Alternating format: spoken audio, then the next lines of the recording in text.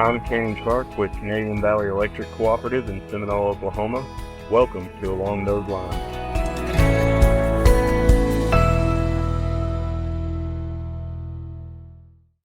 Support for this podcast comes from Tyndale Company, your go-to for arc-rated and flame-resistant clothing solutions. Tyndale ensures safety with customized apparel programs for companies of all sizes in the U.S. and Canada, blending hard work and dedication. Hi, everyone. This is a podcast about electric cooperatives, the work they do, and the challenges they face. I'm your host, Scott Hoffman. Over the past decade, and especially in the last few years, as hundreds of billions of dollars in public funding have been allocated to reach all Americans with reliable, affordable, high-speed internet access, most of the attention has been focused on building so-called last-mile networks that connect homes and businesses to internet service providers. Less well known is the middle mile, which links these local networks to the broader web, a particularly critical facet for rural areas located long distances from primary internet connection hubs. As more and more electric cooperatives have gotten into the broadband space lately, many are finding it difficult to access reliable, affordable, third-party middle mile networks, and some of them are starting to take matters into their own hands. To help explain the current challenges with middle mile and how co-ops are responding, we have Katie Culleton. She's NRECA's Legislative Affairs Director, and Steven Bandy, General Manager of OzarksGo, the broadband subsidiary of Ozarks Electric Cooperative in Fayetteville, Arkansas. Katie, Steven, welcome to the podcast. Thanks so much for coming on. Thanks so much for having us. Thank you. Okay, why don't we start with the basics? Katie, can you just sort of give us a real quick rundown on how the internet works? Sure. So the internet is basically just a big series of pipes that connect you to everything else out in the ecosystem. So you've got a couple of different stages of those pipes. You've got the last mile network, which is the local internet service providers network. So this connects you as the end user to the broader internet ecosystem. So most last mile providers connect to something called a middle mile network, which is sort of that intermediate step between the local network and the broader internet backbone. And the internet backbone is essentially large servers that house massive amounts of data. So everything from your business website to your Netflix content to everything in between. And so when you, as the end user, try to access something on the internet, your device essentially sends a ping, and that ping travels through all of the different network pipes to find that data and bring it back to you. Nice. Perfect. Okay, so today we're focusing on middle mile. Steven, I wonder if you could give us sort of a rundown on what the middle mile means in terms of hardware and infrastructure. What makes that part work? I think really to get into that discussion, I mean, without getting into every detail of what can happen in the middle mile, I mean, it's really just made up of just really four main areas: the transport piece, the transport layer, which really focuses on creating a private network for everyone, and a network layer, which enables different networks to exchange the data in these locations, and the optical layer, which takes that light and then transmits everything. And then, of course, your physical labor, which is just your fiber optic. In between that, there's routers, DWDM equipment, all different types of pieces of equipment that really make that middle mile work and get it to the end destination. Great. And so typically who runs this middle mile network? Is it sort of the big, familiar names of the communications sphere? It is. I mean, a lot of it is your larger ISPs, that may have that, which creates some problems for the co-ops that are coming in, and we can talk about that later. And you have your transport customers across the U.S. that deliver this and carry this to ultimately, what everybody calls the NFL cities, that's where you really gain your content. Right. Yeah, that's great. A great image. So Katie, I wonder if you could talk about whether does every internet user need to access a middle mile? Are some folks close enough, like Steven mentioned the NFL cities? Are they close enough to not need it, or does everybody have to use it?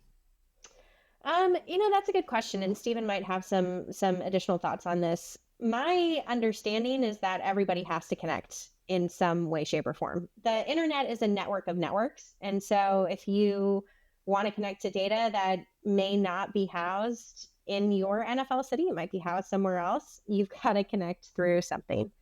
When we get out into those rural areas, though, you don't always have access to it. And so it becomes a little bit more challenging depending on where you are and where the data it is that you're trying to locate is housed. Right. And does that square with what you know, Stephen, as well? That's sort of an apt description of who needs it and when. And Katie said it well. I mean, it's the access to a global internet network. It's just all pieced together to get you to where you need to be. It's a main factor of enabling the communication between individuals, that the end user, businesses, organizations, other entities. It all pulls that together to be able to deliver it. I think that's a good explanation. Perfect. Okay, so Katie, the historically, as co-ops have come into broadband over the last decade, what has been their strategy for connecting to this middle mile? Is it to sort of contract with the incumbents and the regional networks?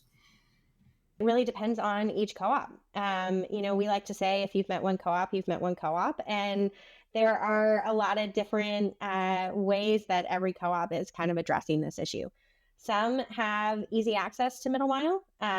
Others are dealing with middle mile providers who set prices that aren't necessarily great for them to deliver internet. So they're all kind of dealing with different ways and different strategies of sort of approaching the middle mile connectivity. Great. And Stephen, what kind of are some of the pitfalls and drawbacks that you've seen to using a third party to access this critical chunk of the internet? I mean, a good example is just, where I'm at and how we serve. And we are lucky to have some middle mile providers here that are close, but really for us to be able to gain and control our destiny early on when we did this, the decision was made. We ran a 50-mile 288 trunk line into a middle mile provider that would give us our own destiny. A lot of individuals out there in co-ops that are going into this don't have that luxury to probably run that, or have to be dependent on a single provider in the area. And the cost, like Katie said, the cost of these, that's really big to keeping your overall O&M, your operating and your maintenance pieces down. And that's a really a big thing for these projects. It really goes down to the price, the reliability, and those are the aspects that you see there. And what happens in some of these other rural communities, if they don't have multiple ISPs, the reliability, if you have a fiber cut, I mean, you're down as an end user. So there's not a lot they can do there if you don't have a multiple feeds out to have redundancy. Let's pause here for a word from our sponsor, and when we come back, we'll talk about how some co-ops are banding together to create their own middle mile access. NRECA's Along Those Lines podcast is supported by Tyndale Company. Tyndale understands the unique needs of rural America. With Tyndale as your partner, you're not just getting apparel, you're investing in peace of mind for your workforce with tailored solutions.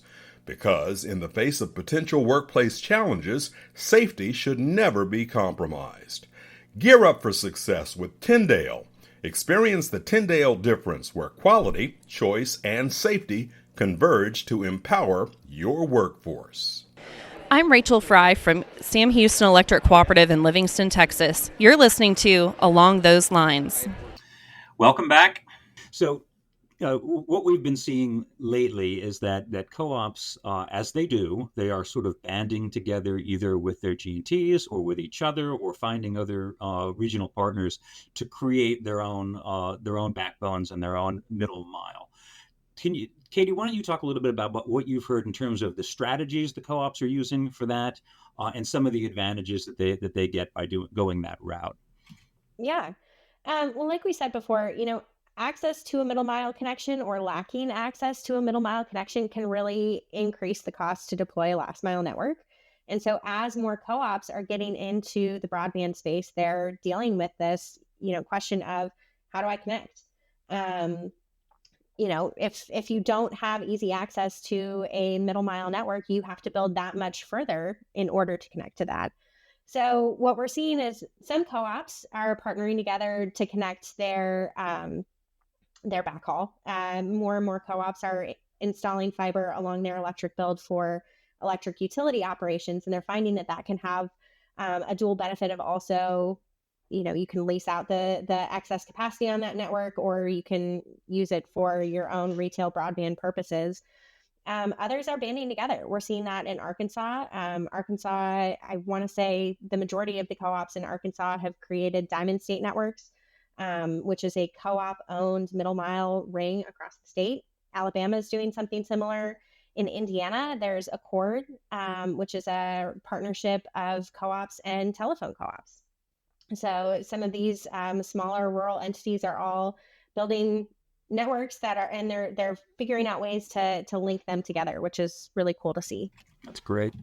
And Steven, Katie mentioned Diamond State Networks. Are you part of that, or were you able to build that trunk line and basically serve yourselves? No, we're still a part of Diamond State Network, so we see the need for that for all co-ops to be able to band together to be able to get that access. And hopefully as we get through there, you're going to have major hubs out of the corners of the state that would be able to provide redundancy, and where we're located in Northwest Arkansas would be a primary spot for one of those hubs.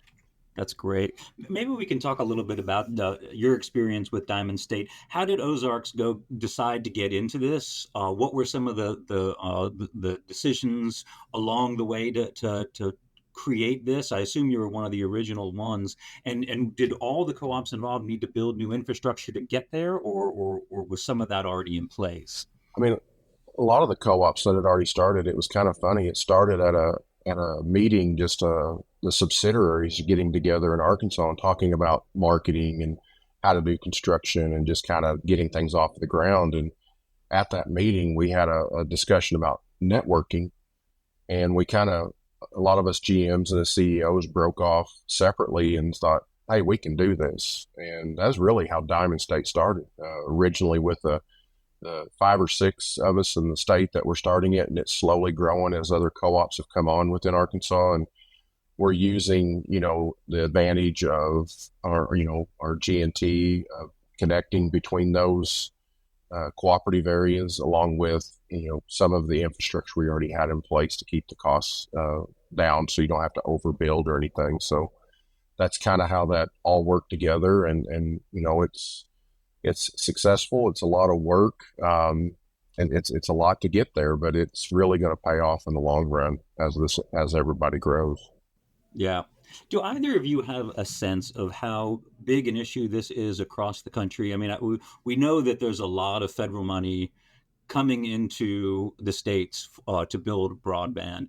Is there a sense at this point on how many co-ops that may qualify for those grants and those monies will then have to either build a network or do these sort of extra things to get into the middle mile? Katie, do you have a sense of how big an issue this might be going forward? So I don't have like a concrete sense, but generally speaking, as part of the infrastructure bill that was passed in 2021, there was a $1 billion middle mile program at NTIA. When the program closed, the agency had received more than $7 billion worth of funding requests. So I think if that gives you any sense of what the scale looks like for how folks are thinking about this, I think that we can say that this is definitely an issue and definitely something that folks are thinking about and looking at, and certainly something that we as NRECA and NRECA Broadband are looking to fight for. Continue, it's clear that there's more funding needed for this. It's clear that that's not the only pot of money that can be used for middle mile. We think that BEAD has some flexibility to be used for middle mile, and looking at some of the other pots of funding out there from maybe Department of Energy, trying to get a little bit creative with how co-ops are approaching this issue, but also, the dual purpose that I mentioned earlier of if you have a fiber backbone along your electric network that can bolster reliability and resiliency and help you to integrate new assets to your network, I think that we can get a little creative about how we address this problem. And I'm excited about that moving forward. That's great. Anything you've heard in your conversation, Steven, about how co-ops are sort of looking at this problem going forward? Yeah, I mean, I think just overall, just one of the stats that I've seen and read is about 40% of the users out there only have one internet provider, and that drastically grows in the more Midwestern states. So this is a really big problem that is coming to be able to house everybody on the last mile. So what we're trying to look at doing there is how do we grow that, work together. This is a big problem, and you can, Katie said it, you can use middle mile applications within the bead as long as it is connecting to a last mile application. And people got to be looking at that into their projects if you're trying to connect across something. So, I know the NRECA and Katie's doing a lot of work to try to, get more money coming towards the middle mile programs. And there's a lot of work to be done there. And the NRECA is doing everything they can to help out there. Right. And just for our listeners, the references we've made to BEAD, that's the Broadband Equity Access and Deployment Program. That's a $9 billion program. Is that right, Katie? Somewhere in that.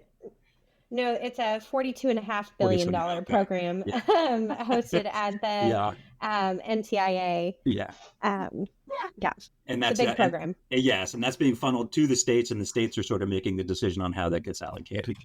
Correct. Great. Thank you. Okay. So before I let you guys go, I wanted to get a couple questions in about Katie, particularly for you. You mentioned that NRECA broadband, this is a top priority for them, and they're advocating for this. Is there anything in particular we're asking the administration or Congress for right now to help? I mean, I think the illustration that you made about, the people who had $1 billion worth of funding and then $7 billion worth of requests illustrates pretty well that there's a big need out there. Yeah, I mean, continued funding, I think, is our top priority. It's clear that there was strong demand specifically for the middle mile program at NTIA. So we've been having good conversations with folks in the House Energy and Commerce Committee, in the Senate Commerce Committee, on ways that we can continue to support this program, especially given the significant demand for funding through it.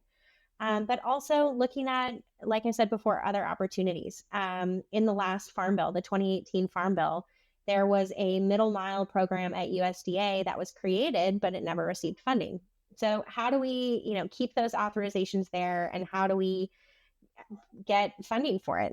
And getting funding for federal programs is a difficult question these days, especially as we look at Congress and their the challenges there. But it's something that we remain committed to doing. Yeah. And Steven, where you sit right now as OzarksGo, you have access to a co-op middle mile network. Talk about what that means and what you've experienced in terms of your reliability, your ability to forecast cost, your ability to get back online when things go wrong, things like that. Yeah, I mean, just in what we're doing here, we're still building some of that out, but I can tell you right now, one of the providers that we use is down more than it's up. And right now, at the end of this year, we're going to have 400 gigs of capacity on our network. And if you don't have redundancy for that, that's a problem. So, as this gets built out, that's going to be a key priority for us, and things that we're looking to do to make other connections, even to sustain ourselves, that will ultimately help, the other members of Diamond State Networks. So, it is a hard thing. And then I talked to some of my peers that have single thread or one carrier and stuff like that, and stuff that they go through when things go down, and the frustration from their customer base, and the fact of how much they're having to pay.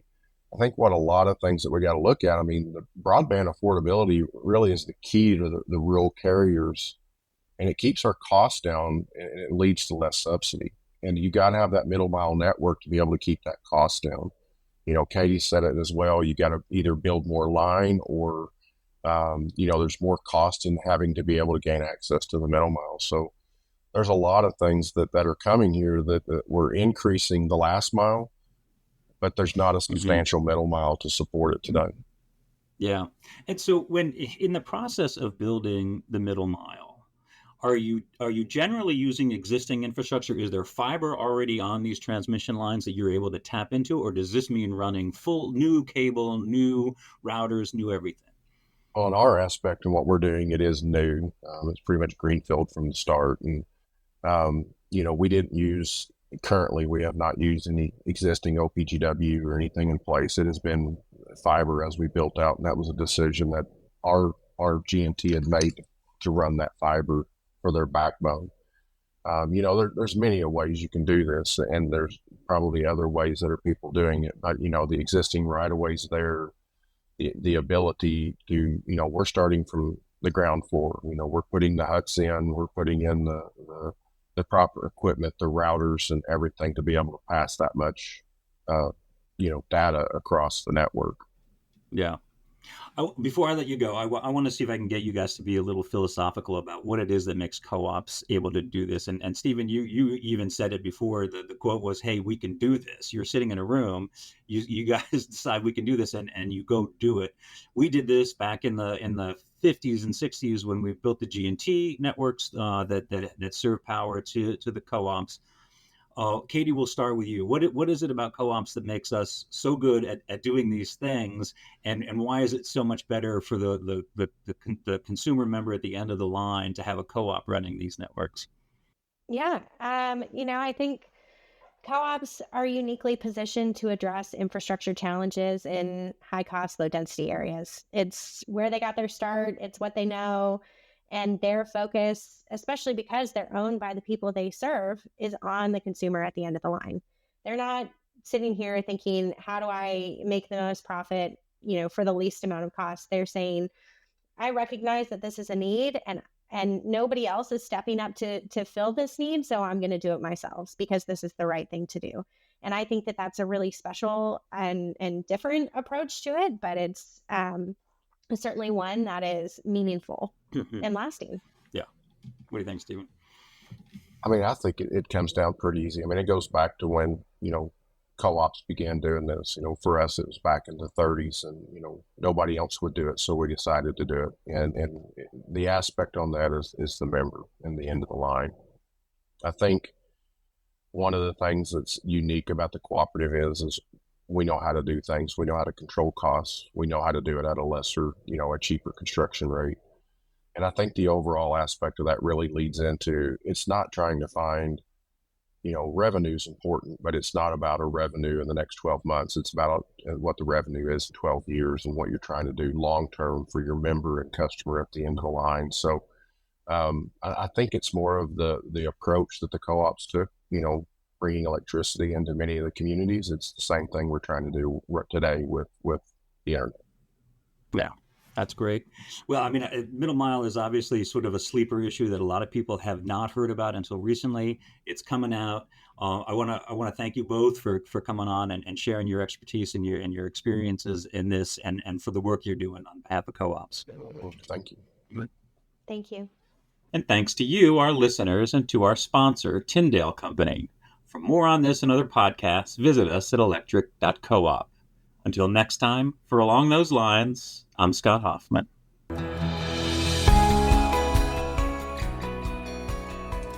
I'm Will Holder from Sam Houston Electric. Thanks for listening to Along Those Lines. Subscribe and rate us on your favorite podcast app.